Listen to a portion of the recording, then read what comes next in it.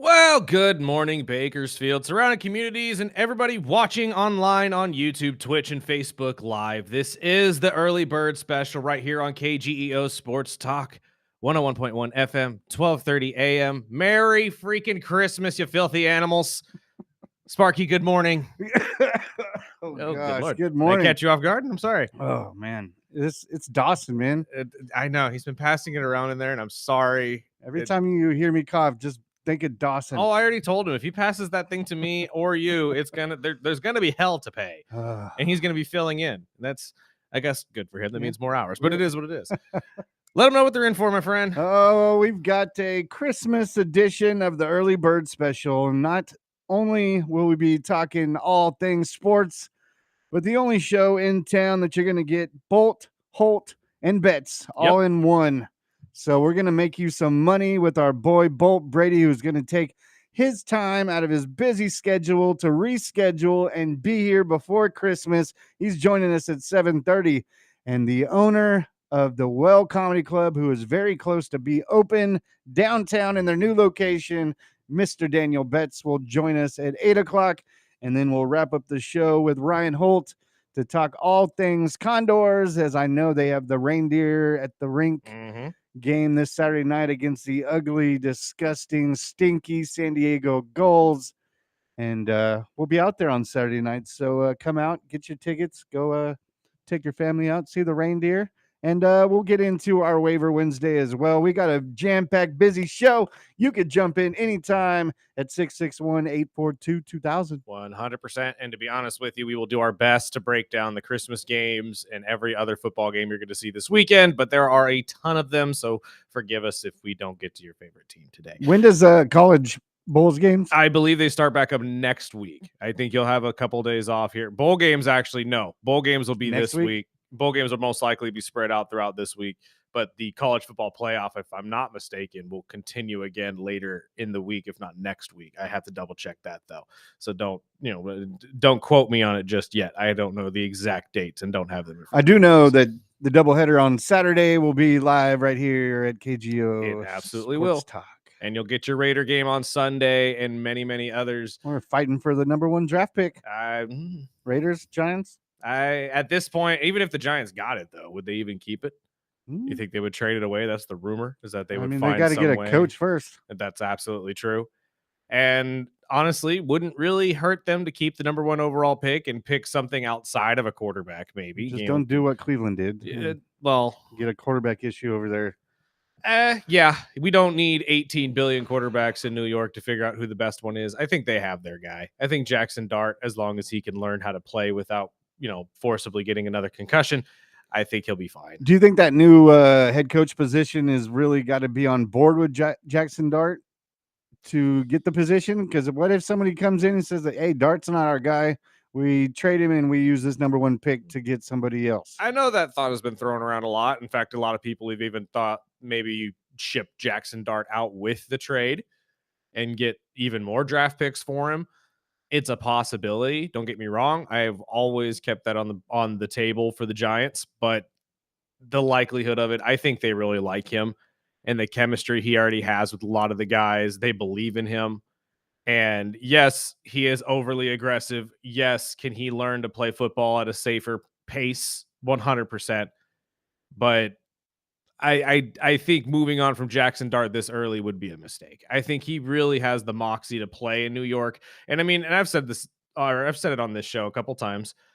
There are certain players that just can't play under the lights of certain cities like New York or LA or Dallas or anything like that, because there is added pressure to it. And this kid looks like he has no feeling of that pressure at all.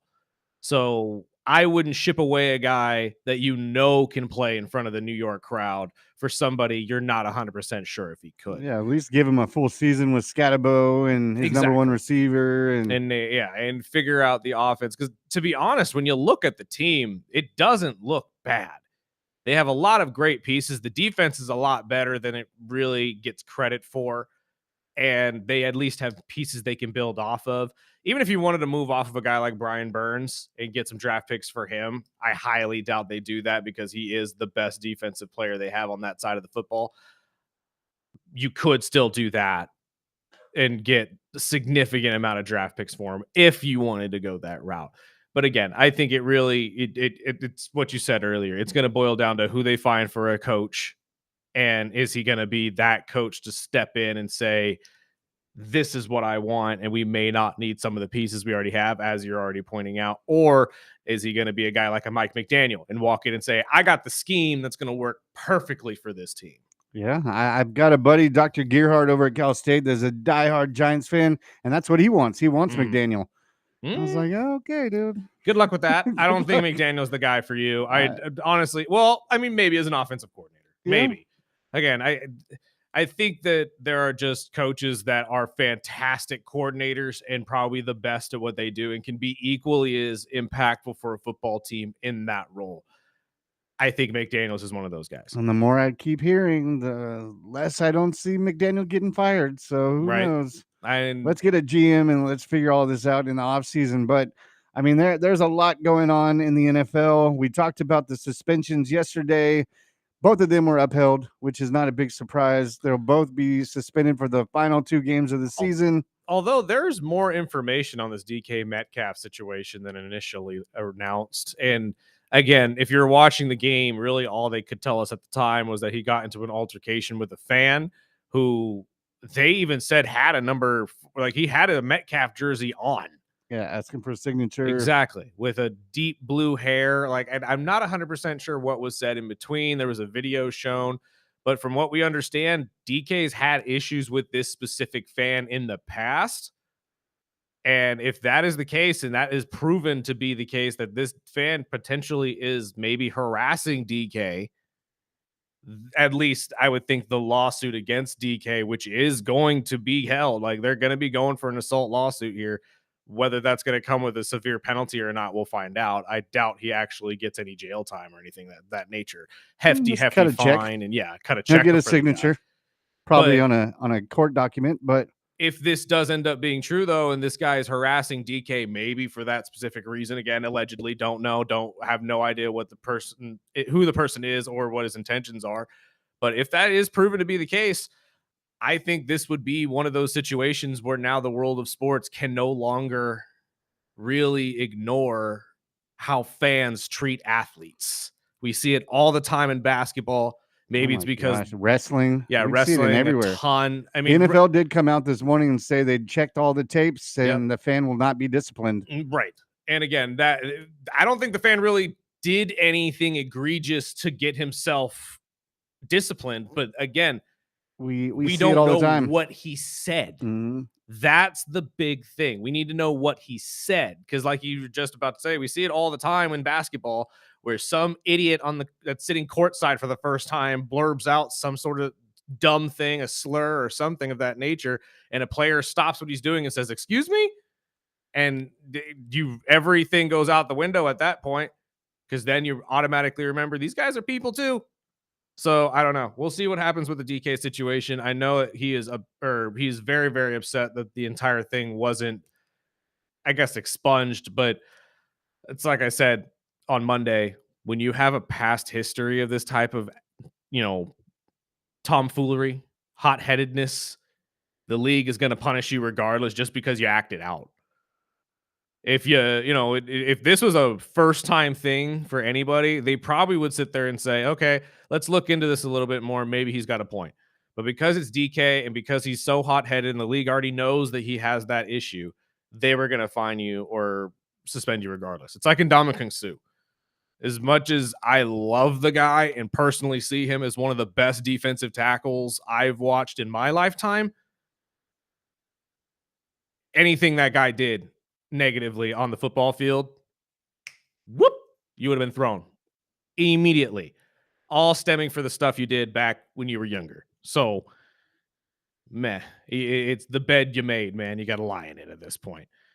I hope that something gets done and hopefully nothing major happens out of this and we can all move on and DK can learn from this situation and never, ever, ever, ever have a confrontation with a fan again. Well, the more I read into it, is the more it seemed like DK's history with this guy. He was ready to swing on the kid before he even said anything. Right. So I think, 2 game suspension with the fine.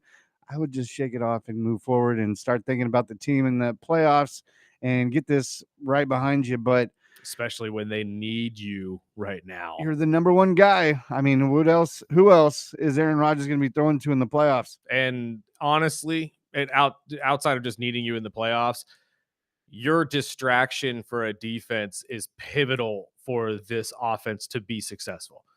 Without a number one receiver out there for an Arthur Smith offense, this literally becomes a one-dimensional offense, run only, and pass to running backs. That's not going to win you anything in the playoffs. Trust me. It's just not. And this is coming from a Falcons fan, and I adore Arthur Smith. I really do. But it's just not going to work out without DK Metcalf on the field. It's just not. So we'll see what happens out of all of this. I hope that some sort of, civil situation. I don't mean that in a judicial way. I mean, like, literally, let's be civil here and let's figure out something where both sides can just go their separate ways and we don't have to talk about this anymore. And I know we'll get into our waiver wire a bit later, but some key notes. Jordan Love is trying to play. He hasn't cleared concussion protocol, but he says he needs to play this week. I don't see it happening. And other guys, Dak Prescott, the season's over for Dallas. He said he's not sitting. He wants to play, which I get it. Hopefully nothing drastic happens, but there's another guy, Justin Fields, out for the season. The Jets officially put him on IR, put him on the shelf for the rest of the season. And that was a 1-year deal again. And I think his days in New York is probably over. Yeah, no, I don't see time where he goes back to the Jets. I really don't see anywhere where, somebody is going to give him an option. I think Pittsburgh maybe revisits this, especially if you move on with Arthur Smith still at offensive coordinator. Why not bring him back? He had flashes of looking good in Arthur's offense. Aaron's not going to be there long term, and it would at least fill the spot for now until you really see what your options are in the draft. Because if obviously you get a guy that is a young quarterback that you can build off of in the draft in the first round, I say take him right now and take it and run. But at this point, why not go with the kid who at least had flashes of looking good? And both sides could learn from their situation and just say, you know what? We should have just done this last year. We should have figured out the contract instead of just moving on from each other. And maybe it'll work out. But that's the only team that I can honestly see that reaches out to Justin right away. Maybe a Baltimore as a backup if they don't like Snoop Huntley and what happens here in the last couple weeks of this season. But Pittsburgh is the more likely suitor in my opinion right now. Well, he knows the playbook. Exactly. I don't know. I could always throw in the Raiders on any quarterback. That's also true. That's one that'll be out there. But again, I think the Raiders are better off finding somebody in the draft. Now, do you take him second or first overall? I say no. You have other issues that you need to fix at the offensive line, particularly. So I know a lot of Raider fans are really upset because you have two very winnable games here at the end of the year, which will most likely move your draft stock away from that number one overall pick. But in my opinion, that might be a good thing. You don't necessarily need Mendoza. You need a tackle that could protect a Mendoza. So I just don't think that this is the draft for you to really make that reach in the first round and say, we got our guy. Well, let's find a line that can actually protect that guy first. That's the long and short of it. Should we get to our picks real quick before we get into Bolt Brady? Might as well. Or should we move on? Okay, let's go to our picks then real quick. For the weekend in the NFL, again, these are all just going to be based off the top of what we know. And then obviously when Bolt Brady comes in, he's going to give you more of a better's look at what will happen this weekend. What do we got on Christmas Day, my friend? Oh, Christmas. We got a triple header starting with Dallas at Washington. Again, as much as I would like to say Washington comes out here and throws some haymakers, I have to give this one to Dallas. They're too beat up on the Washington side. Yeah, I think Dallas is still playing for.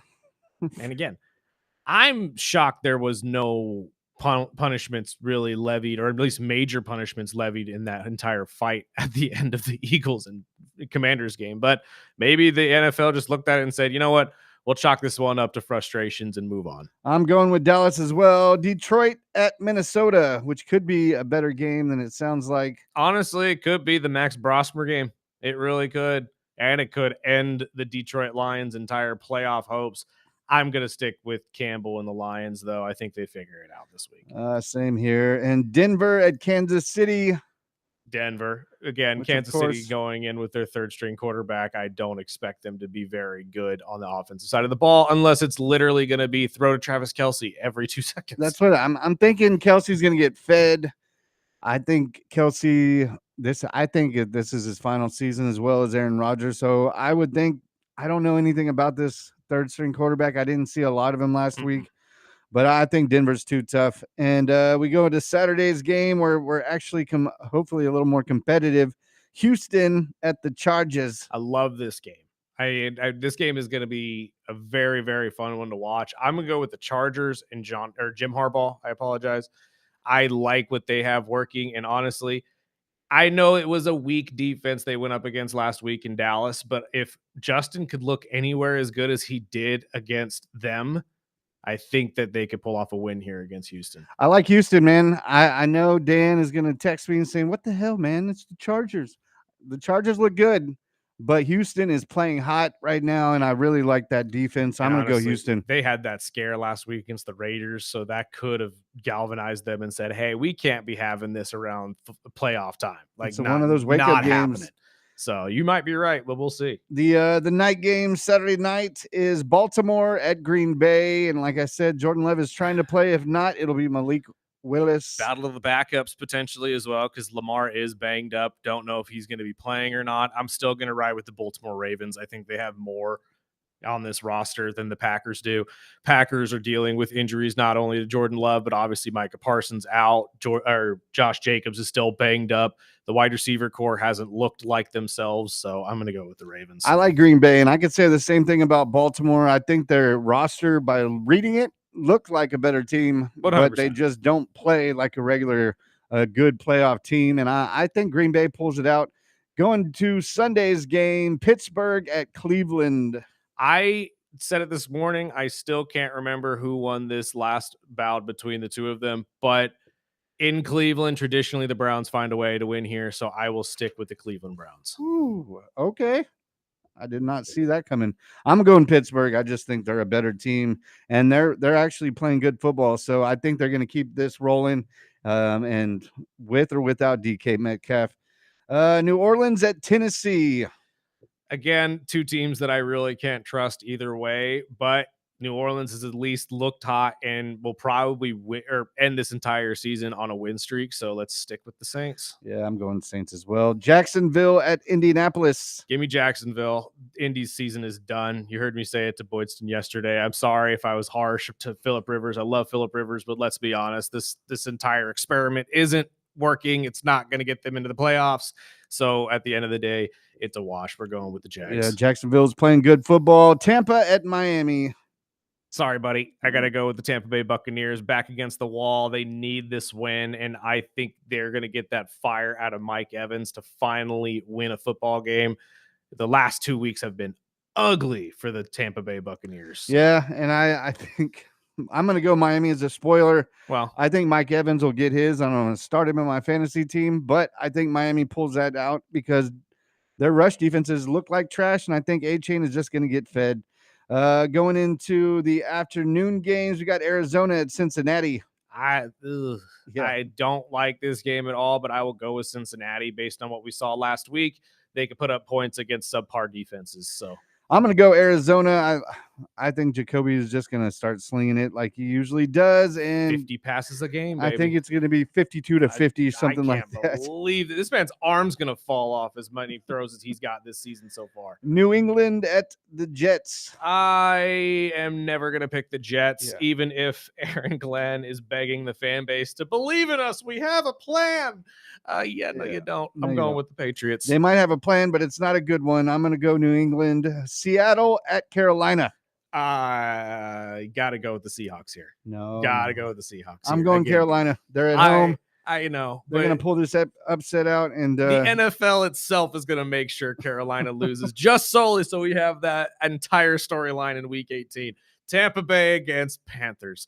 Who wins the NFC South just to get booted out in the first round? Pretty much. It doesn't matter. And actually, with the wildest part about all this, Sparky, there's a chance Atlanta could be tied with both of them atop of the standings at the end of this season. Wow. There's a chance for it. The battle, highly unlikely, but there is a chance. The battle of the first round pick, the Las Vegas Raiders and the New York Giants. I got to go with the Raiders here. I loved what I saw from them against the Houston Texans last week. They seem to be wanting to play football.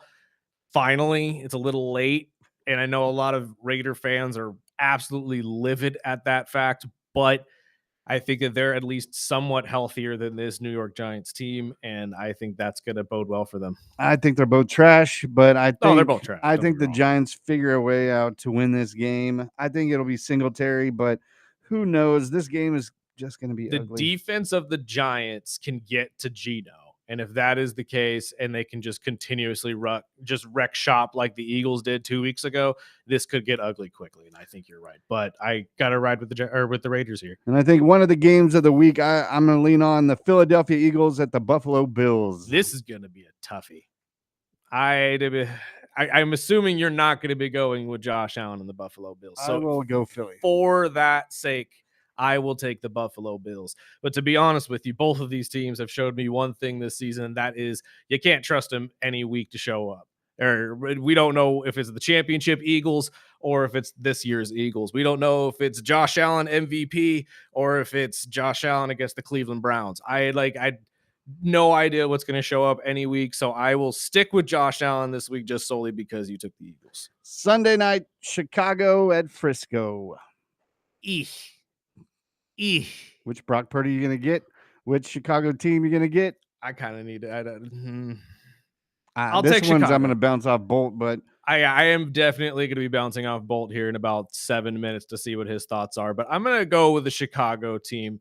I like what they've been doing. They're hot right now, coming off a come-from-behind victory against a rival. Maybe they stretch this into Santa Clara and make this an actual football game, but we need a big game from Caleb Williams from beginning to end in order for this to go their way. I mean, Brock Purdy looked so good last week. I'm going to go with the home team. I'll go with Frisco. And then Monday night, the LA Rams at the Atlanta Falcons. I know. I'm going to preface this, okay? I know we are going to lose on Monday. I know Matthew Stafford is most likely going to win MVP, and he's going to make this secondary look dumb. However, I am going to be hoping and praying. I'm going to be absolutely in front of my television saying, please, God, give me one more Christmas gift. Because if this season ends with a win against the Rams, I will take this whole season as a positive. I will. What if Kirk Cousins throws 5 touchdowns? I will take it as a positive. No, actually, you know what? That is the only way he will ever get me to say, I can at least respect you on your way out. I'm going Rams. I'm going with the Falcons. I think Rams will spank them, and Stafford will win the MVP, and blah blah blah blah blah. I'm still not sold on the Rams just because everyone in the NFC is so hit and miss. But we had a listener text in and asking. He said he's in his championship and he's on the fence on starting Denver's D. He said, I know Denver's D is tough, but they're hit and miss. But they're playing the third string Kansas City Chiefs with the third string quarterback. Or do I roll with the hot New Orleans Saints at Tennessee? Again, it's a good problem to have, in my opinion, but I'm riding with the Broncos. It's a third string quarterback, and this isn't like Brock Purdy getting his shot here with the 49ers. That's not what this is. This is a guy that is just trying to essentially keep a team afloat offensively. They looked awful last week against the Tennessee Titans. The Tennessee Titans. Who the Saints are playing. I know. That's why I'm saying it's a good problem to have, because really either way you would actually be getting points. But I'm going to ride with the team that's coming off of a loss, just got popped in the mouth, and their defense is most likely pissed they lost. So I'm going to go with the Broncos, but are you disagreeing? Do you think you should go with the Saints? I don't know. I went with the Broncos last week, and it bit me in the ass, and New Orleans put up 20-something points. I don't think it's going to happen again, but I mean, crazier things happen. I think you're in a good position. I think both defenses will probably get you double digits. Mhm. But I mean, when the Chiefs got their third string and the Chiefs look as bad as they looked last week, I don't think it's going to look any better. Mhm. So I would personally roll with the team that has a tougher defense. So No, I would go 100%. 100% with Denver. And that is also a big factor for me is that it's a proven defense that comes through almost every week, whereas the Saints have been looking good against, well, teams they need to here at the end of the season. But I don't know. The other caveat here, though, as well, that we should highlight is it is Cam Jordan's final couple games. And maybe that has given the Saints a little bit more of some life here that they want to, they want Cam to go out in a better light. But just the number one sack defense in the NFL against a third string quarterback, that's just asking for big points. So I don't know. I feel like going with Denver is the safer option this week for you. But like I told you guys last week, the Saints looked like a pretty iffy offer regardless, and they looked fantastic. So it could be the exact same thing, and maybe both of these teams go off for 30 on defense. You never know. That's why it's honestly, I want to find a league where it's actually allows you to put a defense into your flex, because I would. There are certain situations where I totally would do it, but it's very rare when you can find an actual commissioner that wants to go that route. Let's take a break real quick, though. We got our guy Bolt Brady from Bolt Brady and his bro on the other side, give you his picks of the week, hopefully help you guys win some money here on this Christmas weekend. And then on the other side of that, we will start with our guests of the day. Mr. Dan Betts will be in here, hopefully in a good mood and not, You never know with that guy. I know. And he's obviously upset because he thought it was a different day, but his Bears won. So let's And the keep that Bulls in won. mind. Yeah, Come the on. Bulls won. The Bulls have been kicking my calves every bit And the of, Spurs beat OKC again dude. I'm telling you, that's going to be the Western by Conference 20. final. That's going to be your Western Conference final. It's going to be Oklahoma City and San Antonio. We're going to be seeing this rivalry for years, and it's going to be so good for basketball. It really is. Let's take a break. We'll get to our guy Bolt on the other side. This is the early bird special right here on KGEO Sports Talk.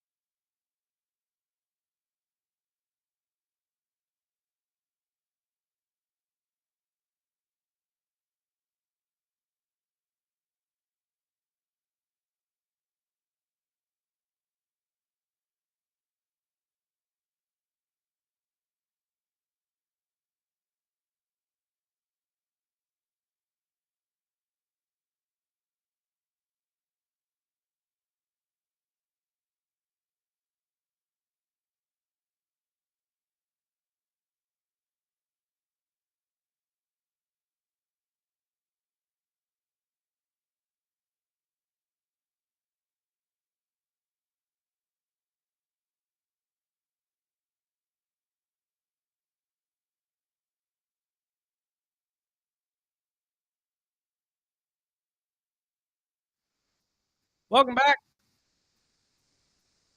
And yes, I know usually we talk to our guy Bolt Brady on a Thursday at 8:30, but obviously we aren't going to be here on Christmas. So we had to pull him in early. We have a slate of incredible football games for you to check out right here on KGEO Sports Talk, and we have to get his thoughts before we get into the weekend. Sir, how are you?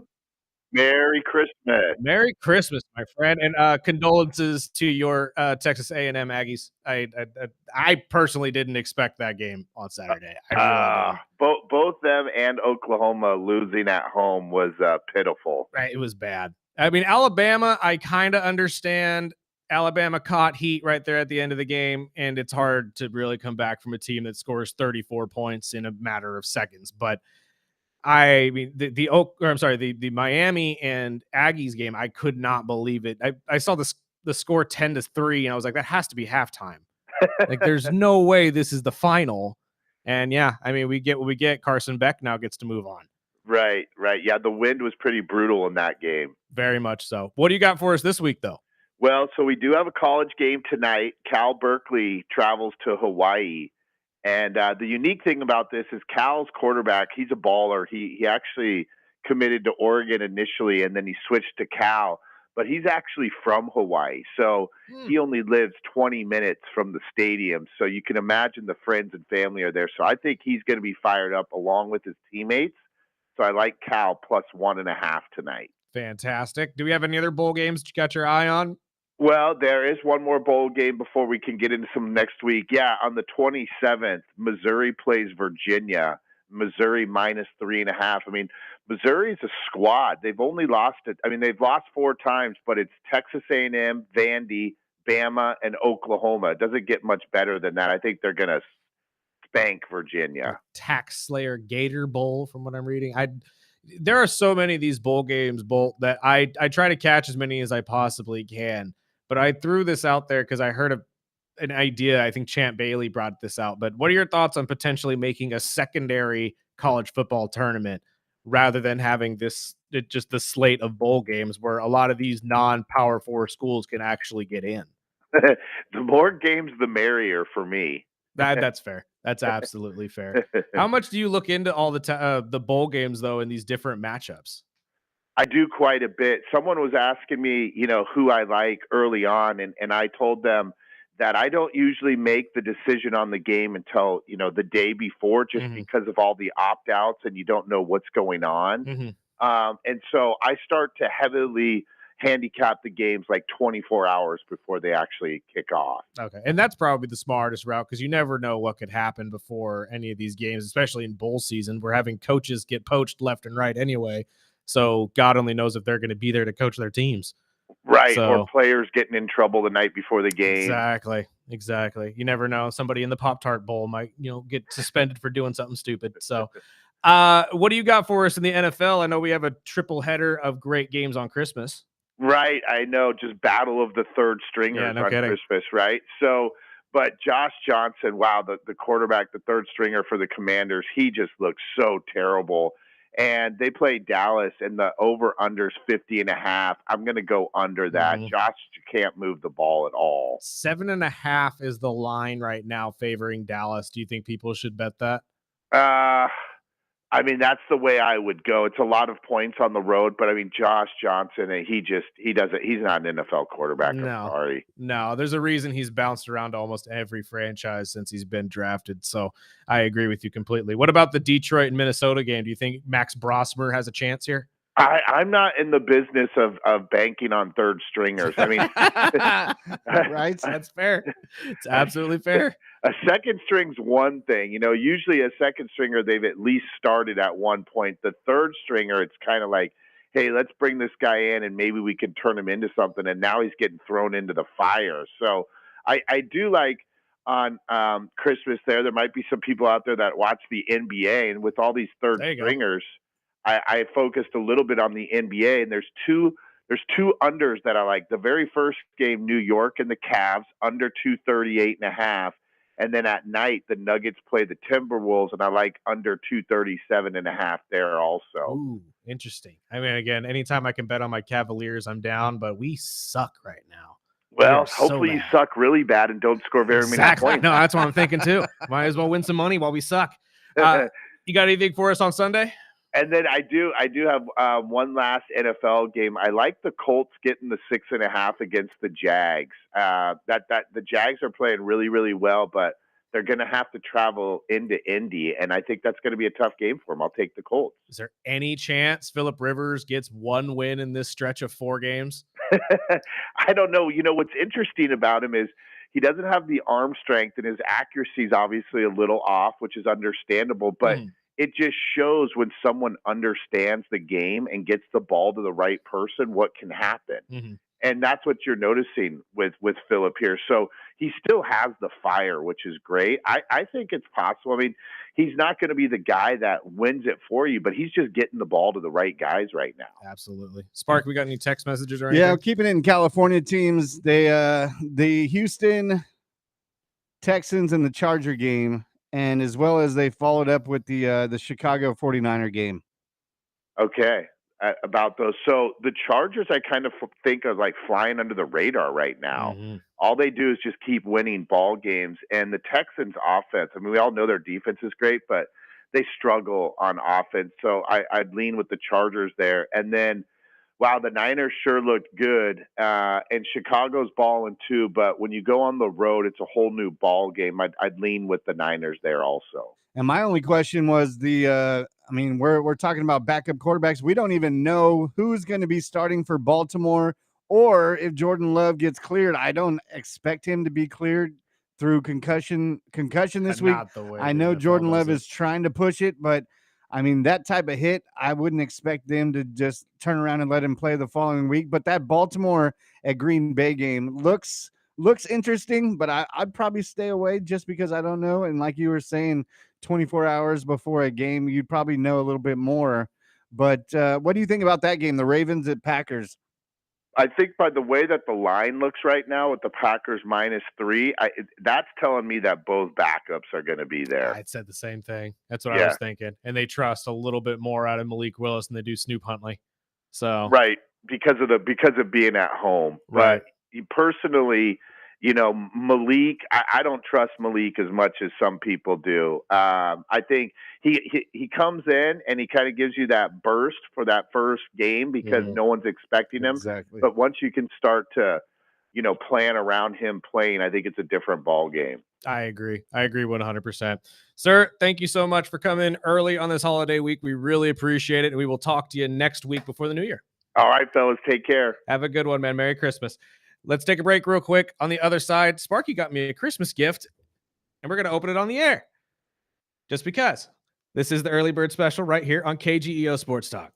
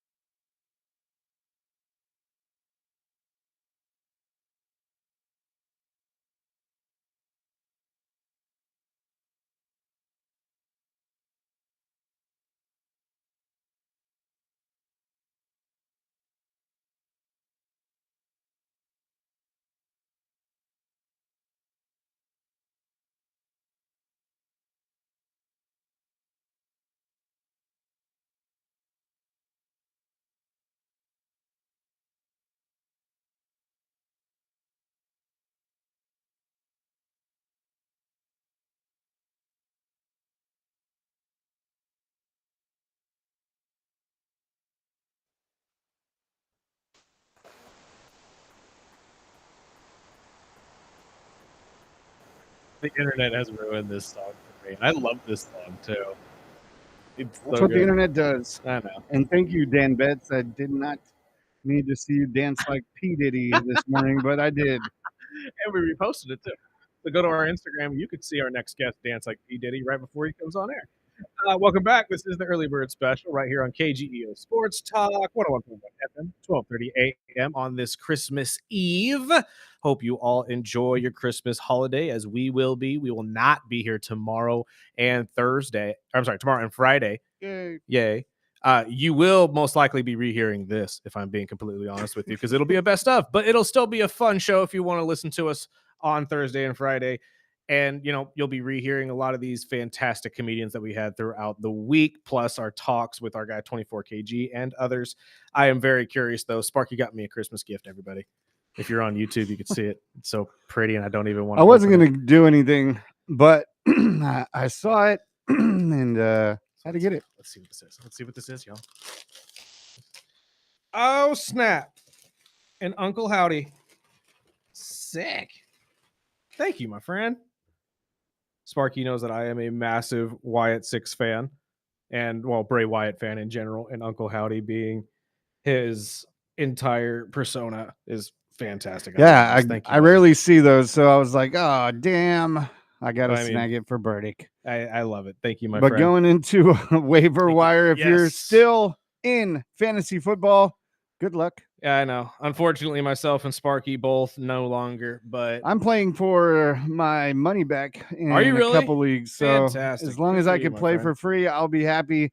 And I know a couple guys that are in championships with no quarterbacks. Yes. Well, a lot of you are really dealing with no quarterbacks at the moment. And to be honest with you, I feel for everybody's pain. I really do. Because I had Jordan, and getting 2 points out of him that night definitely put a damper on my Christmas. Yeah, my wife had Jordan Love and Josh Jacobs. Yeah, it's been a rough going. It's been a rough going for some of us. But hey, that is football. That is fantasy football, and that's what we're here to help you with. So let's start with the quarterback position. Why don't we? And my first choice for you, and I promise you he's available.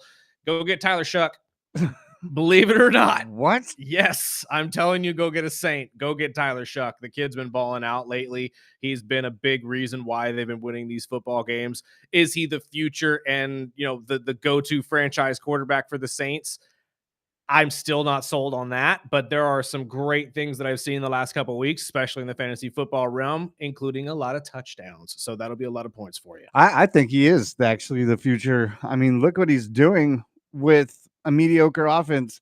I don't know, man. I don't know. But quarterback wise, I went with Trevor Lawrence.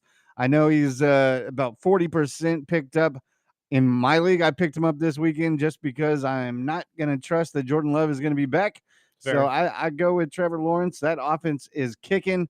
And moving over to running back, we picked this guy several times, and I'm going to pick him again just because he's playing the Falcons. But this Corum, man, with the Rams, I know they are splitting carries, and Blake seems to find that oomph when he gets in there, even if it's 5 to 7 carries. He makes the best of them. No, that's absolutely fair. I trust that my defense will be able to pull something out. And yes, I say because that's the only part of this team that I can actually respect at this point. Well, no, that's not true. Actually, Kyle Pitts has been balling out the last couple of weeks, so I'll give him some love too. But my choice for the running back position is Dylan Sampson, and I think that he's going to be playing this week. He has been banged up the last couple of weeks, but with the injury to Quentin Judkins, I think that they are going to be giving this kid a lot of attention. He has looked fantastic when called upon, and I think that he's just going to continue that look here for the Cleveland Browns going forward. Only about 4% rostered too in most of your leagues, so there is a good chance that Sampson is available for you to go pick up. So I would take the shot. And then moving over to wide receiver, I picked up Parker Washington after a big game last week, 145 yards and a touchdown. And if I could link him up with Trevor Lawrence, I'm hoping for a good Christmas break where I could get my money back and get the double tandem right there.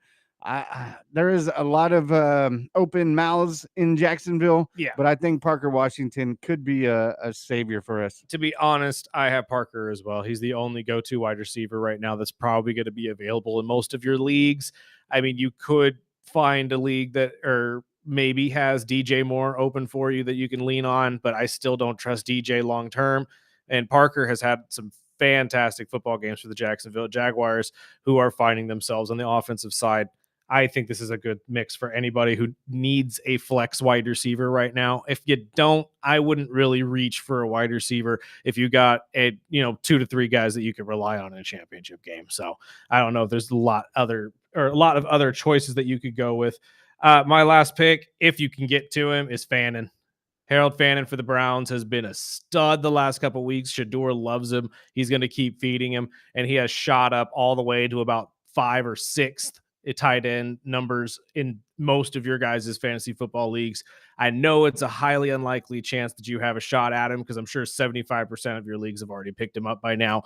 But if you can and you need a tight end because you think Travis Kelce's not going to get anything, because tell you right now he's not. Yeah, I cut him. Go pick up Harold Fannin right now, because trust me, Shador is going to feed the kid. Yeah, I cut him. I picked up Darren Waller. Darren Waller seems to be the guy that Quinn Ewers seems to when he's running for his life, he is just hitting Darren Waller. He's a big guy and he gets fed.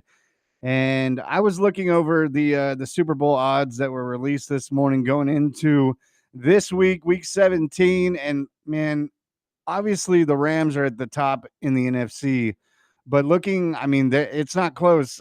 But in the AFC, they have Buffalo leaped over Denver now, which is surprising. But Denver and New England are tied right there at plus 900. True. I mean, I think that is for a few reasons. One, usually around this time, they stop looking at regular season statistics and records, and they look more at who has been a proven commodity in the playoffs, which Josh is, Bo isn't. And honestly, we've seen crazy things happen when Josh Allen has a football against any team in the playoffs. So I kind of understand that. Although I don't really think either of those teams are going to make it to the Super Bowl, if I'm being completely honest, because you have inconsistencies on different sides of the football, I grant you. But the offensive inconsistencies of the Broncos and the defensive inconsistencies of the Buffalo Bills will most likely, in my opinion, lead to both of them getting knocked out. It's just not a surprise out of like Jacksonville or something. That's what I'm thinking. I honestly, Jacksonville, I think the Patriots could make the leap. I don't think they can win, to be honest with you, especially if they go up against a team like the Rams. But there are teams in the AFC that I could see as bracket busters. I mean, the Chargers at this point, the Houston Texans, if they could wake up on offense, have shown flashes of being a fantastic football team. So, yeah, I mean, there are the Bears likely. The Bears on the NFC side, absolutely. There have been a handful of teams that really show me that, okay, you could wake up at any point in time and just ruin any team's season. But there are also teams where I look at you and say, you're going to go to sleep and you're not going to wake up until next year. Unfortunately, I think Denver and Buffalo both are on that side of, I don't expect to see them pretty deep in the playoffs this year. And that's what's going to lead to a lot of people looking at Josh Allen and saying, what the heck, dude? This was your year. This was literally what you asked for. Everybody else was out of the way. True, great defense is in the way. Don't get me wrong. But Joe's out of the way. Patrick's out of the way. Lamar is essentially out of the way. What else could you possibly ask for if you're Josh Allen? They're giving you a gift. They really are. So I hope I'm wrong, and I hope that Buffalo finds a way to, march their way all the way into the Super Bowl. No thanks. But I'm not. No, as it sits right now, I think they can get beat by a lot of different teams. And I think that's probably why McDermott finds a new job. It's entirely possible. I mean, we're talking about Harbaugh getting fired. Talk about possibly Mike Tomlin getting fired if they don't win a playoff game. Why wouldn't he be on the same list? There are guys who can build teams to get you just there. And there are guys that help get that team right over the hump. And sometimes you just have to make that decision. Look at Gerard Mayo and Vrabel. Mark Jackson, Steve Kerr. I mean, there's a couple people I can highlight from before that too, but we don't have nearly enough time. I have to get to our next guest. That'd be Mr. Dan Betts right after the break. This is the Early Bird Special right here on KGEO Sports Talk.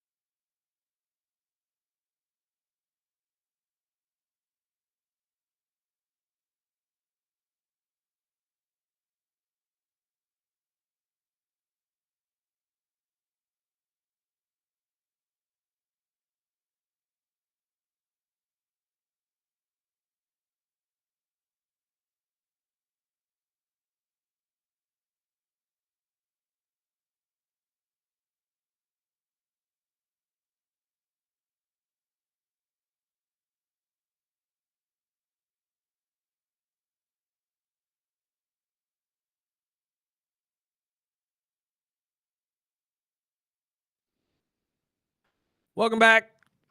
Early Bird Special right here on KGEO Sports Talk, 101.1 FM, 1230 AM. See, it's smooth now, Sparky. Look, a comedian made it on time. Right? It's the first one this week. Is it really? Yes. Well, he is the boss of all of them, though, so Yeah. that kind of makes sense. The God bless. He These is the guys aren't boss. representing well, are they? Not really. Who'd you guys have this week? Not really.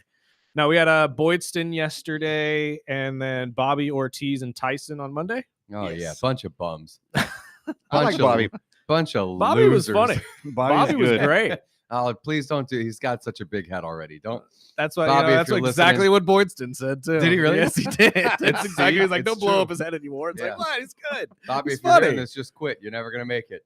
This is Dan Betts, though, obviously, the owner of the Well Comedy Club, which is soon opening in January. Yeah, January 23rd. What is the official Well grand Comedy opening. Club? What is it? Yeah, what is know, a it's been Well so Comedy Club? long. Central yeah. Valley's first and only full-time exclusive comedy club.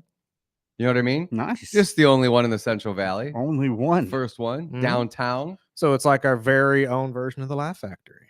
Indeed, yeah, where it all but it's began. the Well. Huh? But it's the Well. But it's the Well. It's the Yeah, Well I've been Comedy. sharing the hell out of it. I saw you've got a ton of shows already booked for the first 3 months of the year. 4 months, I believe now. Indeed, yeah, we were scrambling though. A lot of comedy clubs, if they're getting ready to open, would book up the calendar a ton, Mhm. and then if you get permitting delays or liquor license delays or whatever, you just keep rescheduling those shows until you hit your opening date. And I don't want to do that. I think that's a crummy thing to do to the comics, to take a date on their calendar and then Have to cancel. reschedule it. Yeah, and then maybe they get another booking, maybe they don't. It's more work for the agents. It's not good for relationships. Mhm. So we really waited until we were confident, and then we're like, all right, now we got to book bangers, and we're like, and they're all booked out for the year, Mhm. So it was a lot of work, but we've landed some studs, man. We got some good shows coming. Hans Kim opening weekend. I We saw got that. the great Paul Rodriguez is coming back, friend of the Well. He's been there a couple times. Russell Peters, huge get for us. He's never played Bakersfield. He's never played the market at all, Mm. and he's a theater comic, but we got him. Nice. We got him. Nice. And you've gotten through all these permits? Or are we waiting on? I personally were over at the Woolworths building, and we have our final permit checks with everything December 29th, which was supposed to be December 12th, and they moved it back. And hopefully, fingers crossed, we can book we can get through the 29th, get our permits, and then announce our final grand opening. I hope so for you. Yeah, we got through the last of our inspections. We had health, we had fire, we had building department. Fire came and checked all of our alarm system and everything yesterday. And so we knew we were going to be good on that one. But yeah, last of the inspections was yesterday. We got our certificate of occupancy and Boom. turned it over to ABC to finish the liquor license transfer. Sweet. So Well, congratulations, because that Thank you. is a battle. Mhm. Uphill. Absolutely. Yeah, we had to bring guys out a couple times. It's funny. They've been great. So make no mistake, I'm not trying to throw them under the bus in any way. The building department's really been cooperative with us. Mhm. But there's just things in code that you're like, really? Like, I'm sure you've been going through it. So you got to put the 10-inch kick plates on the doors. Mm-hmm. And the inspector came out. He's like, hey, you got to put one on that. And I was like, the gate? He was like, yeah. I There's was like, always I have to something. put a metal kick plate on a metal gate so that I don't hurt the metal. I don't understand. Yeah, What that are we doesn't doing? make sense. What are we Keeping the doing? metal safe. Yeah. So there's just things like that are frustrating. We had to rearrange the bar a little bit and kind of lay some things out differently, whatever. It's just been, and everything in commercial, everything's expensive too. And you can't just run over to Home Depot and pick up a door. It's not the right size. Mhm. So you get a door and you're like, oh, how much is this door? You're like, oh, $1,500. Are you kidding me? For a door? What if I get a beaded curtain? Can I do that? Can I? It gets obnoxious. But yeah.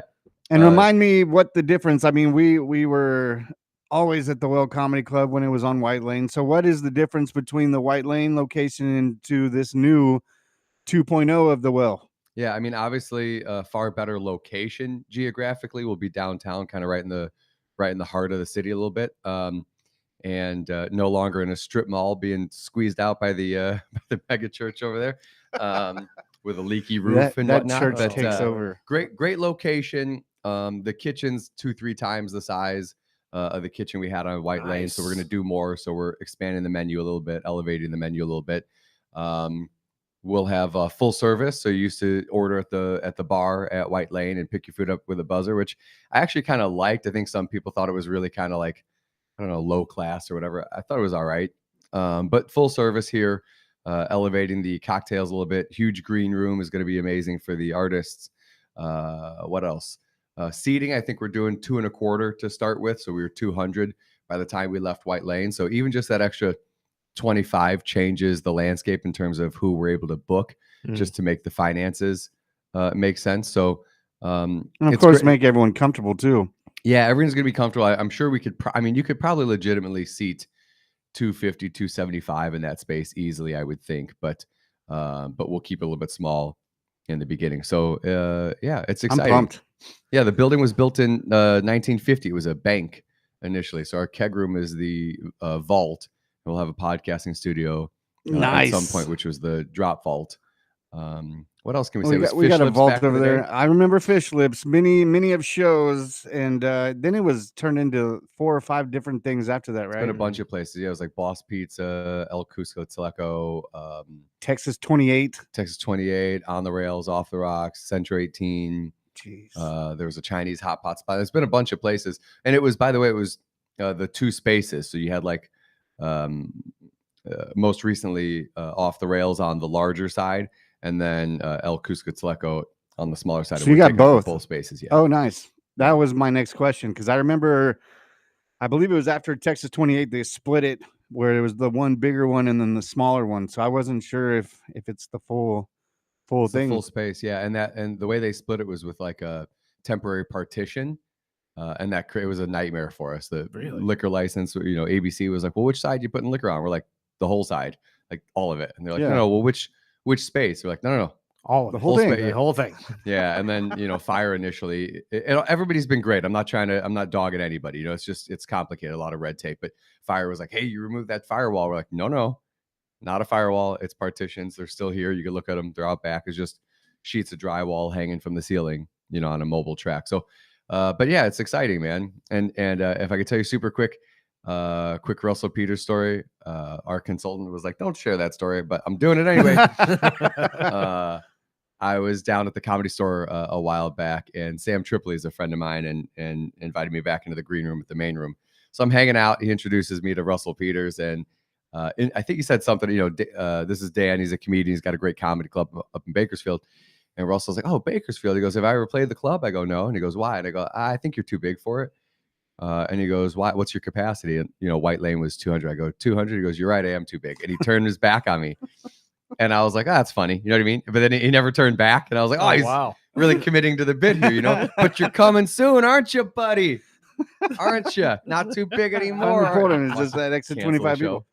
Look at that, how things can change in just a short amount of time. And I've finally been to the Comedy Store, so I'm pumped. I can actually understand what the main room means. And we had a great time, thanks to our buddy Dan Betts. Of course. And man, all the comedians were great, hilarious. My girl drank a little too much, so I had to take her back to the hotel room before I could go back to the after party. But I will say the lady that plays the piano, yes, in between, was the funniest. I was lucky enough to have the guy on shrooms next to me, so all the comedians picked on him. Hilarious. Instead of me. Deflected, and he was going in and out the whole time. So I was like, oh, I'm right in the center, but I'm not in the center of the eyes of the comedian. It was a great time. And if you haven't been to the Comedy Store, you've got to go down there, man. You were supposed to, I arranged a private tour for you too, right? It fell through somehow. Yeah, he was. I don't think the original comedian that was letting us in, the security was on point that night. I would just say, they were like, no tours. Really? Go have your free drink out front. Okay. Should have name dropped me. I mean, it wouldn't have got you anywhere, but you should have said it. See, I don't know if you guys know Dan Betts. Yeah, the bartender out on the front patio did. Oh, the big guy, and he was hilarious the whole night. He was making drinks, and it is one of those things. If you're into comedy like me, or if you're a comedian coming up, if you haven't been to the Comedy Store, and now I'm looking at like when we were doing the walk up and down that area, I mean, there's a couple comedy clubs on that main street. Yeah. And I think I don't know if it was Boydston or Tyson that they were talking about was it the Improv that's right up the street? Improv's not far. Laugh Factory's Laugh right over Factory. there as well. I think that was it. But going back to your comedy, I mean, are you going to be performing at any of these events? Or, I mean, of course, the grand opening? I'll at least get up on stage for a bit during the grand opening. I haven't even I haven't even thought about booking the rest of the show. I mean, we're headliners at this point, Yeah. in terms of features and openers and hosts and stuff. But yeah, I'll be up there soon, and I got to get my sea legs back underneath me. I got to get back at the open mics for a little bit here, and I've just been, 10, A little 12 bit hour busy. days. Yeah, a Yeah, bit just busy. playing general contractor over here is no fun. Well, that was my question is, I mean, dealing with the last year or so, dealing with all of this, the construction, reinventing what the new well is going to be, obviously all the permits and all that. I mean, that's got to take a major hit in your comedy side, your position as a comedian. But I mean, especially with the holidays and everything else, with your family on top of all of that. I mean, are you just going to dive right into getting back into comedy? I Yeah, saw this the is- Diddy dance this morning. I was like, oh God.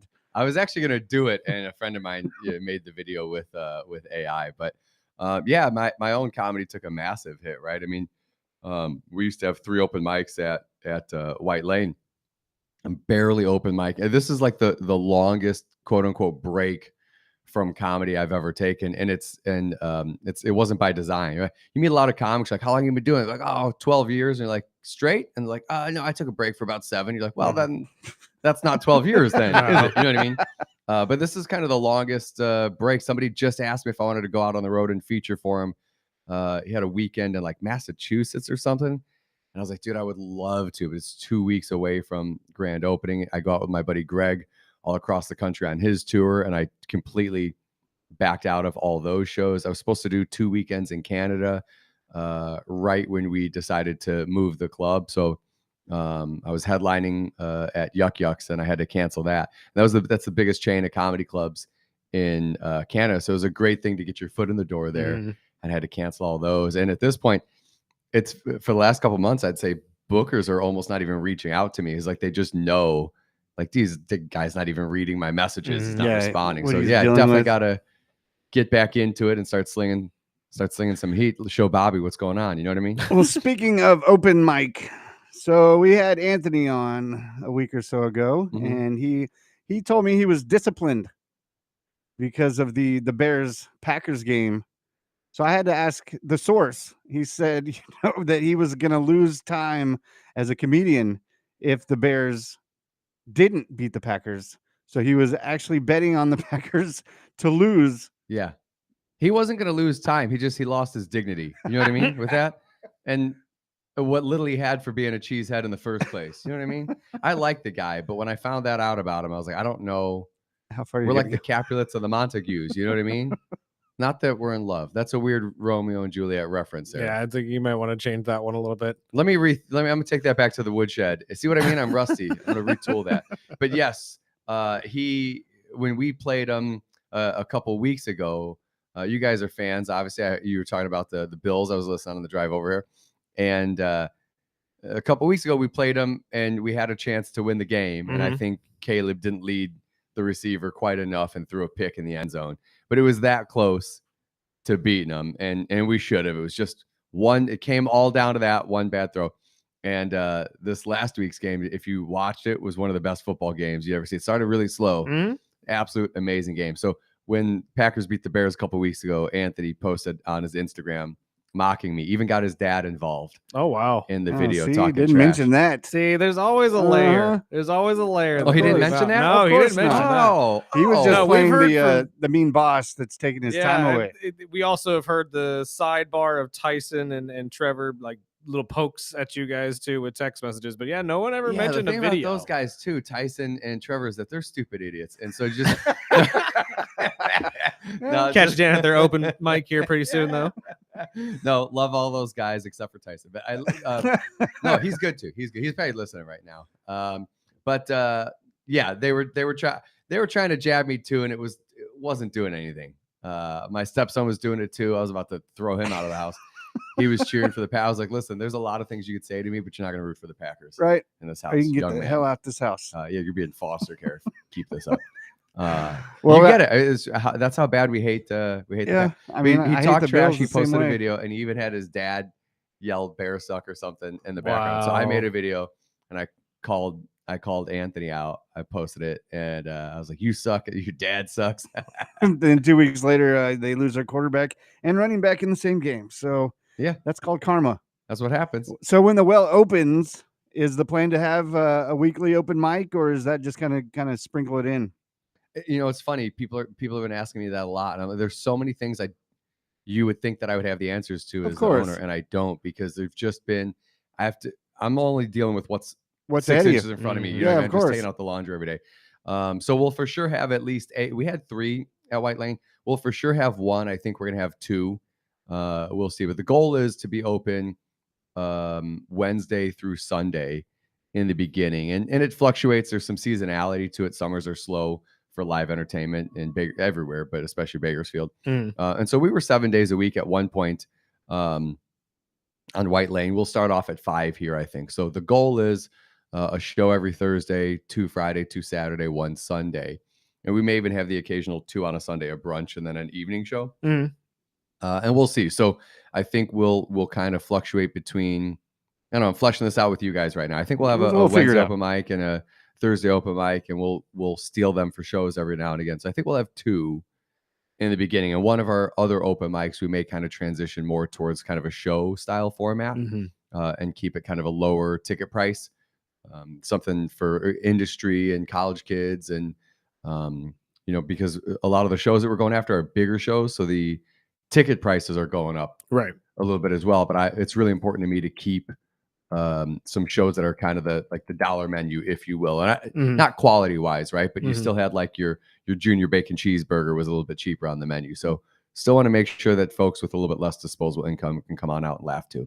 And you mentioned it a little bit there, but are you still planning to do like the brunches and stuff like that when you guys aren't having shows and all that? Because I know you said you wanted to open it up more to that as well. Yeah, we're getting away from the restaurant side of things initially. So broadly the scope changed, right? Initially we came in, we thought we were going to just slap some lipstick on the place, get the place open as quick as possible. I wanted to be open in August, just keep the momentum. We were kind of on fire at White Lane before we left, huge sold out shows.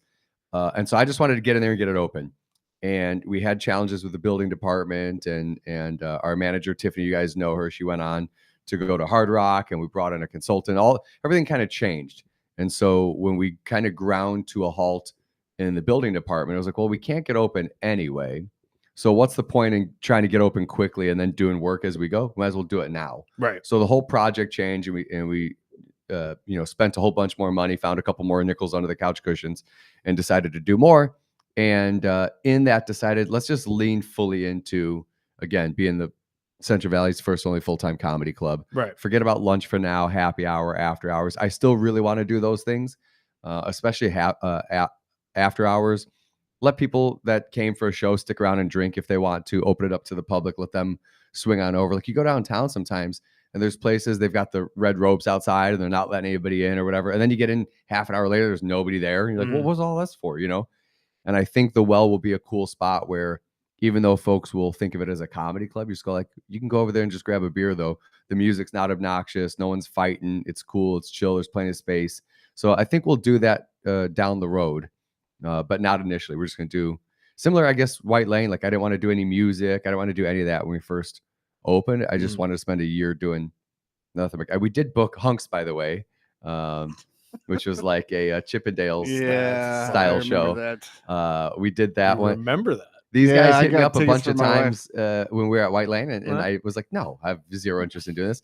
I thought about it, I was like, actually, it'll bring a ton of women here. Yes, it will. Who maybe wouldn't have found out about us otherwise. And then they're going to come and have a great time, tell their husbands, like, let's go check out a show there. And then we co-branded. So we did Hunks and Chunks. We did Hunks, the male show on one night, and then the next night was all of our larger male comics.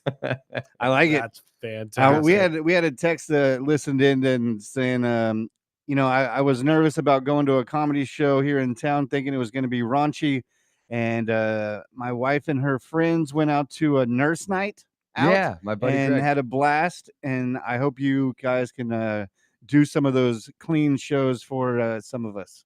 Oh, thanks for texting in, Mom. Good to hear from you. But I was looking at the calendar, not only the Hans Kim show you're talking about, but I saw Jim Norton is scheduled early February, and that same weekend is Uncle Laser. And I know Burdick is a big fan of Uncle Laser. I mean, these shows are Did you going see to it start last booking. time? Man. I did. Yeah, he was fantastic. So much fun. He was so great. We had some late night hangs while Lays was. It got a little wild. Really? Yeah, it got a little wild.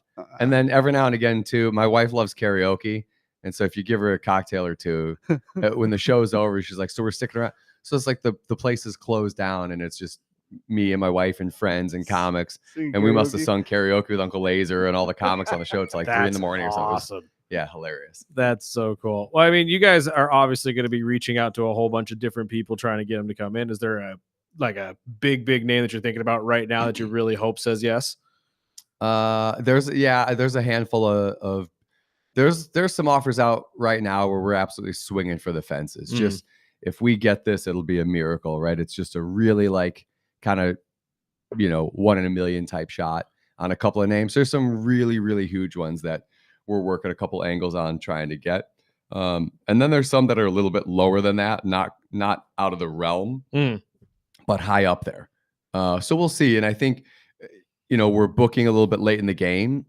And if I was looking at some of these comics, end of 2026, even early 27, we'd probably get them. But right now I'm just worried about kind of Q1, Q2 still. Yeah, let's get this door open. So we'll get some of these studs. And also we had to build our momentum at White Lane. And I think, unfortunately, we've got to rebuild some of it here. The agents have jockeyed around to different agencies, and you're dealing with some new, young 25-year-old agent, doesn't know who you are.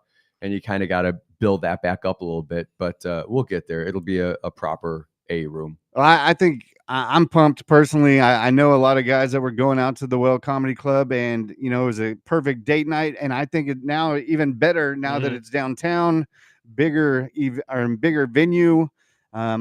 I mean, we're all excited. So I think once you get those doors open, I think everything will start falling into place. And I'm pumped. We're going to continue to pump up these shows, and we're. For the last 3 or 4 months, we've tried to keep a comedian in here every week just to keep, the laughter going on. There's so much crap going on the outside. Yeah. And that's one of the main things is, we can fight and bitch and complain about every little thing like most people do on the internet. And I think it's, get out, get some fresh air, and shop local. And if you can get your own local full-time comedy club, what's better than that? Yeah. Thank you. Well said. It's never been lost on me that people come through the doors all the time. We hear from customers. There's been reviews online or whatever, where people just go, I was going through a divorce or, a custody battle, or I just got laid off or whatever, just wrecked the car, just struggling. Life's tough. You know what I mean? And they come in, and for 90 minutes, you completely and utterly forget about your struggles.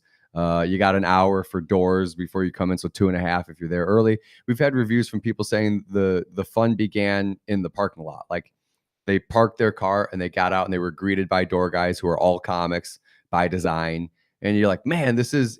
And in Bakersfield, how many places are there where you can see live entertainment and have a proper meal and cocktail? You know what I mean? Like, you can go to the arena, and nothing against the arena, but nachos or a pretzel or a hot dog, pizza, and a beer. Or even the Fox. I love the Fox. I love the Nile. I know all the guys over there, but like popcorn, but to sit down, have a great meal. We make everything in house. We batter the fish. Everybody compares our fish to Mossman's, which is our fish. That's high fish praise. And chips. Yeah, which is high praise. So in fact, we were working with food purveyors and kind of redesigning the menu a little bit. And I was like, the fish and chip stays without a doubt, exactly the way that it was, just because we got a lot of compliments on it. So, I got a junior bacon cheeseburger the other day. It was like $4.50 or something. So that's cheap. Yeah, right. But it's the junior. You know what I mean? Not even a senior. Not even. I took my son for a snack. He was going to get his little Happy Meal, like a snack, and it was $12. Yeah, I got Jack in the Box there. It was like $19. I'm like, you're getting an actual meal here that somebody's making by hand. I'm not ordering 10,000 tons of French fries and putting 30 ingredients in them. Gas prices are down. Yeah, but if you go grocery shopping, you pretty much spending half of your check. So I get it. How's the Christmas going? I mean, what's the big plans for the Betts family? You guys staying in town? Haven't even thought about it, man. We got time. Right? I've got some Christmas shopping to do right after the show. If you're one of these parents out there that still hasn't finished your Christmas shopping or all your wrapping presents, I just gotta say, you know what? Don't worry about it. Just let it go. Those kids aren't good anyway. You forgot about him already, so why didn't you even go get him something? Yeah, now? no, my wife, thank God, is really picking up the slack. Did most of the shopping and most of the wrapping. We've still got a bunch of wrapping today, but we got family coming to town today. We'll do Christmas Eve at our house, and then Christmas is at my brother and sister-in-law's place. Mm. And last year we started a new tradition. We do crab legs, so we do like a seafood boil for Christmas, and it's kind of dope. Nice. Sounds good. It's kind of dope. I Nice, dig it. So we'll okay. do like a traditional meal tonight, and then we'll do seafood and stuff tomorrow. Are you Nice. guys a presents on Christmas Eve family or a Christmas Day family? No, Christmas Day. Usually the kids will kind of grind you down and convince you to open up one. Maybe. Right. Yeah. So and we we'll- do open presents on Christmas Eve because my son goes to his mom on Christmas Day. Yeah. But then as a family, we're going to my older brother's for Christmas Day for a family dinner, and they keep texting me about this $3 bills, bring front, left, center. Oh, something. left, yeah, right, I have center no thing. idea what the hell that too. means. I don't know what it means. So It's a game. It's the same one that they were playing here for that Christmas party thing that neither of us jumped into. But gambling. yeah, well, Yes. Gambling again, at the it's radio not station. gambling. You guys heard that? No. It was played with Monopoly money. Let's not Wait get till crazy. Trump's FCC chair here was this. This is you It guys. was Monopoly money. You guys It's and Stephen okay. We have Colbert done. tokens. so how do you But- play? That I could not tell you. Okay. It's like that I think it's just a high or low roll of the Isn't- dice. Yeah, or like Okay. the dice have left, right, and Oh, center yeah. on them, and then whichever That's what one it comes is. up more, I guess, gets $1, right? Or Yeah, I think that's right. I think you roll 3 dice. uh, and all 3 could be left or right or goes into the pot. And when you're out of money, you're out of the game. If you're still in the thing and you beat the other guy or whatever, you get the pot. So you're sending $1 to the right or the left or into the pot, depending on what the So you're playing against somebody? you're playing against the whole there's table. like of you people. know Oh, okay. yeah, and Cool. and people are doing it like for the holidays. There's 10, 12 Yeah. people, so you win a decent little chunk of Yeah, $30, cash. 36 bucks, somewhere in that area. I mean, again, it's nothing worse than what other families were doing. When we were going. Well, the boy wants to go see Avatar, so maybe it'll pay for the popcorn. There you go. We'll Are just you see. guys, are you guys a Christmas movie? I love. Yeah, we watch all I sorts love of movies. Christmas movies. We used to do that all the time. Go to the theaters on Mhm. Yep. Christmas, right? That's fun. Oh, I haven't done that absolutely. in forever. It's one of the Yeah. days that nobody's ever there. We You did can it at walk in, you get Thanksgiving whatever too. movie. Nobody was there. I was Yep. like, cool. That's another great day. Any holiday, really. But you would assume that people would pack out a movie theater, but nope, not anymore. Have you seen the new Dave Chappelle? No, It's pretty good, man. I really want to watch it. In fact, this morning I got it. By the way, I got up again for morning saw that. radio today. Just did you mention that yesterday? Hey, we I did did. mention That that he a little texted bit. me and He said did. Wednesday the 23rd. Uh-huh. So I got up yesterday, and I got to tell you, I hated your. I bet. guts. I bet that's why I brought donuts. Yeah. Oh, thank you. I got a chocolate. Take them all with you. You guys, what do you guys call these out here? We call them chocolate long john where I'm from. Yeah, it's just a Never heard of that chocolate one. bar here. Chocolate bar. What is this? Why is there a bald man walking? He said he's going going to throw out my gift if I didn't open it, so he's throwing out the gift. That's a lie. He's not going to do that. Is that from? It looks like a Red Rider BB gun. That's what Was I it said. Red I was Ryder? like, It Red probably Rider is. BB gun. Yeah, the Red Rider Deluxe or whatever it was called. Wait, he really is. I think this guy's. Is he This guy's actually looking out the. Is he really? Steven, look looking- right. This dude's. Is he actually? I think he really outside? is throwing your Yeah, present. that's fine. I don't know what it outside. is, so He won't hurt my actually feelings. Put it outside. He- Wow. it's pouring rain. it's all What good. is going on? That puppy's gonna be so cold in there. Scrooge McDuck over Well, there. we My appreciate your God. time, Bets. Go back and enjoy your holidays, and we'll continue to pump up your upcoming shows, and we'll get you back in here before opening day. Thank you. You guys are the best. I appreciate you. I'll try to get you some good comics over here. Anytime. To come tell some jokes. And just so you know, you can go to break all you want, but I'm like Wolf of Wall Street. I'm not leaving, babe. Fine. Sticking around and eat We're this going to donut. come back. Why We're going not? to talk some hockey with Ryan Holt from the Bakersfield Condors right after this break.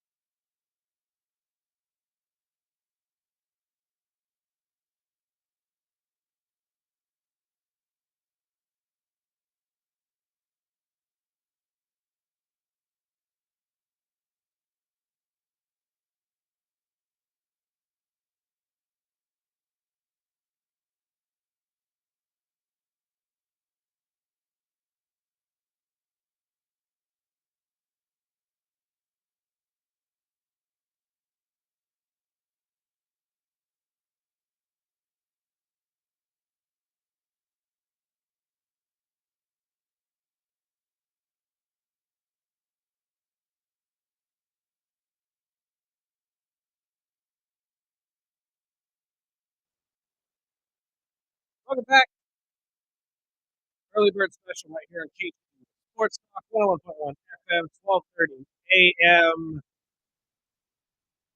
It is time to talk a little Condors hockey before this Christmas holiday. They do have a Christmas game for you to check out on December 27th.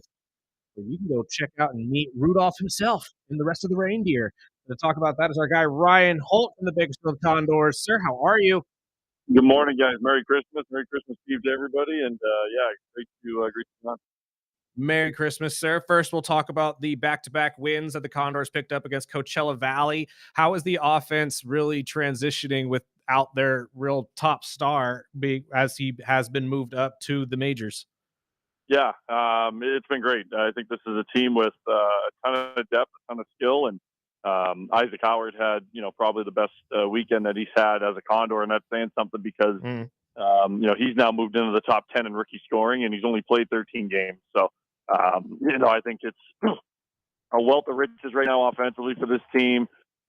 Great defensive performance on Saturday night, too, from Connor Unger, who we called up from the ECHL. So for those who don't know, we've got 3 goaltenders in the ECHL. 2 are at our ECHL affiliate in Fort Wayne. And then there was Connor Unger. And he was kind of the odd man out and had to play for a couple different organizations in the ECHL.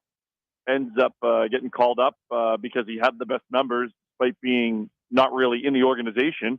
And, he almost pitched a shutout on Saturday night and, let up too late. But with the game out of hand. So I think it's a great time for the organization to, have them as much depth as this team has right now. And, listen, once the Oilers get healthy here in a couple of, it's probably days, not weeks, there's going to be 3 or 4 decisions that have to be made up top in terms of guys coming to Bakersfield.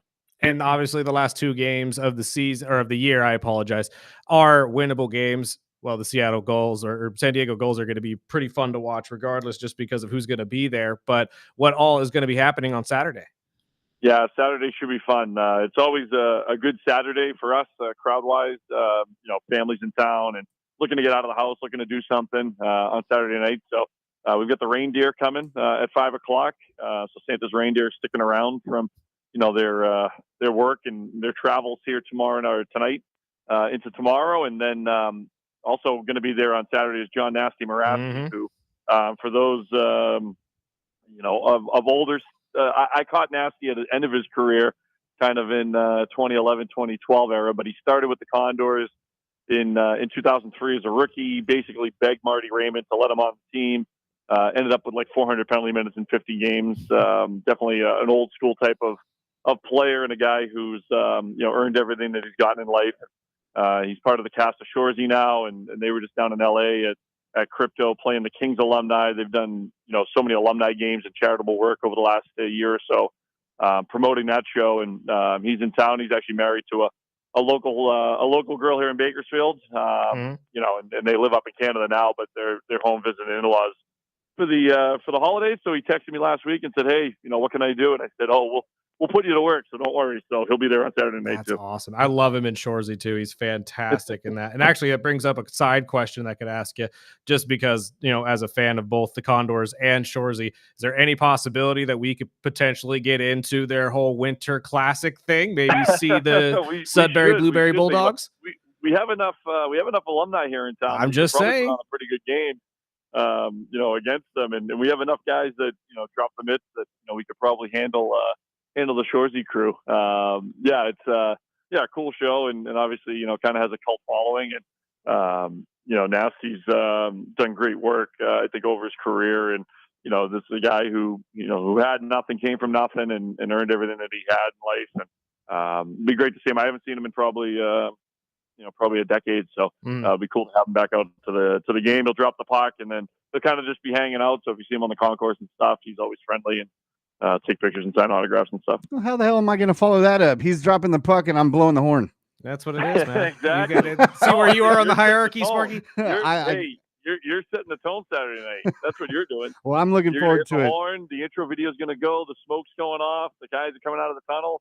He's getting it after the anthem, so he's getting it right before puck drop. So I'm looking forward to it, which is much more of an impactful job for sure. Well, don't make me nervous at all. No, I'm looking forward to it. We're taking the family out. We'll be there Saturday night, and I'm looking forward to it because I dislike the stinky, smelly San Diego goals. So I'm looking forward to it. Holt, enjoy your holidays, and we'll see you on Saturday night, brother.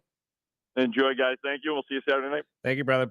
Merry Christmas. Let's get to a break real quick. Our guy Dan Betts is still in the studio. He wasn't lying when he said he ain't going nowhere. I know you can't see him right now in the video, but he can is come here. in anytime. Absolutely. Let's take a break. We'll get to more with Dan as well on the other side to help you guys laugh before you get to your holiday.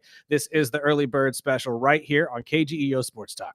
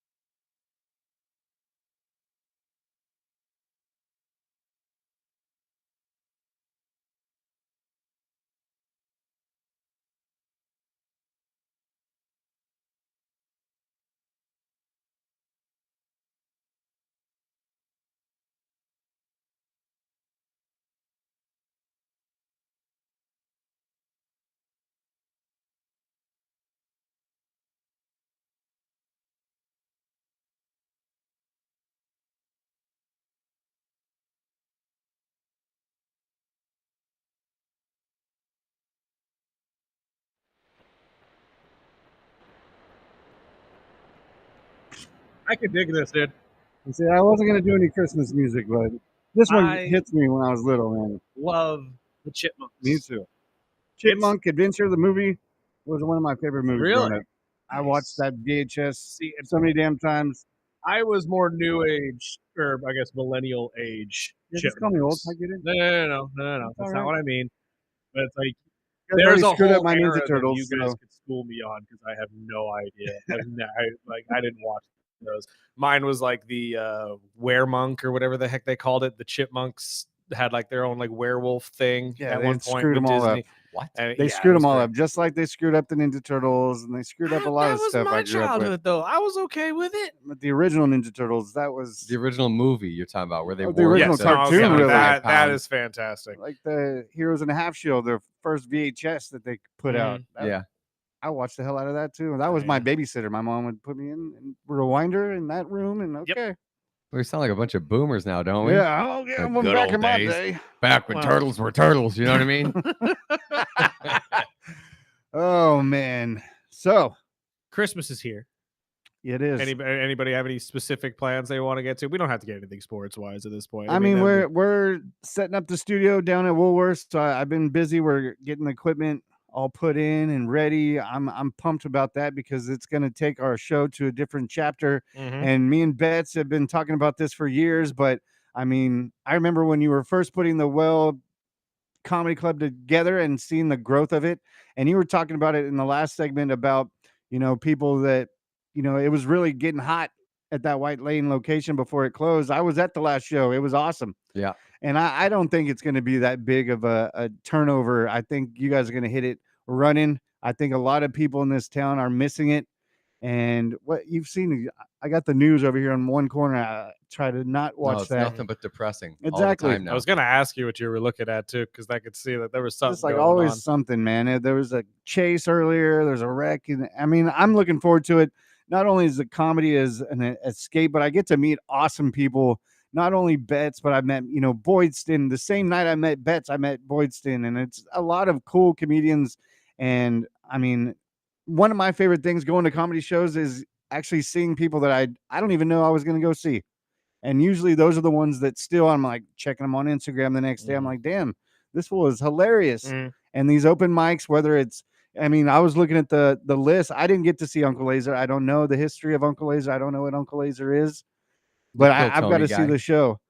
Yeah, who is it? A Kill Tony guy. Okay, Yeah. and I've just got into that with the wrestling world. But I mean, we met. What was it in the last year? We had Cactus Tate on. A Mhm. couple other shows. Leanne Morgan. She was hilarious.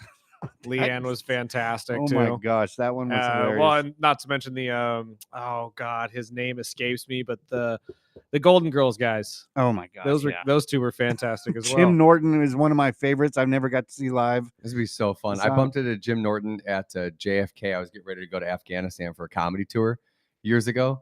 And so we're leaving JFK to Dubai, I want to say. And so I just went and said hi. I was like, hey, man, I'm a comic as well, fan, whatever. And then I figured like I'll bugger off now. You know what I mean? He was like, no, sit. So we ended up chatting. Really cool, really easy to chat with. He's like, so what are you doing? I go, I'm going to Afghanistan. He's like, what are you doing that for? He's like, yeah, you're out of your mind. He goes, they always hit me up for these USO tours. I'm not going. It gets head choppy over there. I'm not going. He's like, keep your head down. But yeah, that's gonna be a really fun show. So you've been to Dubai? Yeah, a couple times. For I was comedy? there in the Navy twice, and then I was there for that comedy tour. So I will go back to the Dave Chappelle special. So that is one of the main topics that Chappelle gets into, is that he did 2 big shows in Dubai, and there's another one or the big comedy fest. Did you do that Riyadh one in Yeah, Saudi Arabia? Riyadh. Yeah. And I think that was the weekend I went to the Comedy Store because everyone was talking that's about that. Right. But he was talking about, a lot that he catches a lot of crap from comedians and promoters for him doing shows out there. And he said, dude, I nervously was saying at the beginning, like, I don't know what to expect. And he said, they eat up everything. And he said, everything here in the US is so, oh, you can't say that. You can't say that on the special. You can't say that. And he said, out there, they eat it up. Yeah. And he gets into the transsexual stuff that ended Chappelle's show. And he said, dude, they eat that up over there. And he said, there's no line. He said, it almost feels like it's flipped. it's like growing up in the 80s and, watching the Cosbys and, Carlin and all those guys. He said it feels like I'm back in the 80s when I go out to Dubai and places like that. So I was just wondering, do you see that kind of difference when you go outside of the country and do comedy? I haven't done a lot, obviously. Yeah, I don't know. I mean, I'm not a great bellwether for that question, if I'm honest, because I do get away with stuff on stage kind of anywhere I go. There's a lot of stuff that I'm doing that somebody would go, it's going to get you cancer. That's off limits. Or it's like, no, you just got to do it right. Like Seinfeld had something where he was like, you can't say anything anymore. And he later like went and corrected that. He's like, no, yeah, you can. That's the job of a comedian. Times are always changing and things are more loose or more stringent or whatever. And your job is just to navigate that. So to me, the folks that do it well are not the ones out there complaining. You can't say anything. You're like, yeah, well, your joke sucked. You know what I mean? You didn't set it up well. A lot of times, like I'm kind of the butt of my joke. And if you just walked in off the street and heard me in the middle of a joke, you think I'm, just dogging out my wife, just crapping on our marriage or whatever. But you realize like most of the time I'm kind of the idiot of the joke. So even if it sounds like I'm attacking her from the place of I'm the idiot. And it gives the audience license to go like, oh, okay. I've pushed back before. I did a joke. There's a, I guess you can't say everything. I'm not going to say it on air, but there's a bit that I did that's pretty touchy. Everybody's fine with it. And then I did a joke about kicking my Pomeranian into the pool. And people were like, and I was like, hang on a minute. Animals. I just made this joke and none of you had an issue with it. But the completely made up joke of me kicking a Pomeranian, you guys all and then you're making them almost feel stupid for being tight about it. Chappelle does that great too, by the way. One of his, I can't remember what special he's got, but he goes after like he's going after black people, white people, Asian people, trans people. And I remember watching it for the first time and I was like, hey, easy there. When you're going after the whites, you're going after, go after everybody. Yeah. But it was like, you don't get to laugh at all of the other ones that he kind of crapped on and then just get tight when it's yours. So really it's more a reflection, I think, of they're exposing their own lines in the sand. And then your job is to kind of push them like, why is that where you tightened up on me? Like you're being dumb. You're like, yeah, you're right. I could see that. I mean, I like all comics. I like the family stuff. I like, I'll watch, any of it. But personally, I mean, I like the Grood, the Louis C.K. guys. That's my type of comedians. I don't think I've ever watched a comedy show and I'm like, this is not it. And the last time it was, and I always go back to him. The what was the guy's name from Daniel or not Tosh? No, Tosh. No, I love Tosh. I do too. That was he did the Employee of the Month guy, Dane Cook. There you go. Yeah. At first, when he kicked off, I was like, okay, this is funny. I took my ex-wife to the show. Horrible. Well, and I'm like, okay, maybe it's just an off night. Maybe it was a bad blow in the town that he was in or whatever. And I saw him a second time, which I wasn't expecting him to be there. And it was the same thing. Same jokes, same everything, same delivery. I'm like, I get it. Some people like certain things. Maybe it's just not my. And that's what paid for him, to be honest with you. I don't know. It's entertainment. That's why I always tell people who look at me weird for watching wrestling. It's like, if you can turn your brain off and just enjoy something for a second, just enjoy. That's the whole point. You don't need to be uptight about what a joke just said or what this guy just said. Just turn your brain off. Like, it's not that big of a deal. You're not over criticizing Family Guy when you're watching that, are you? Well, you're going to a show criticizing. You're not there to enjoy yourself. Right.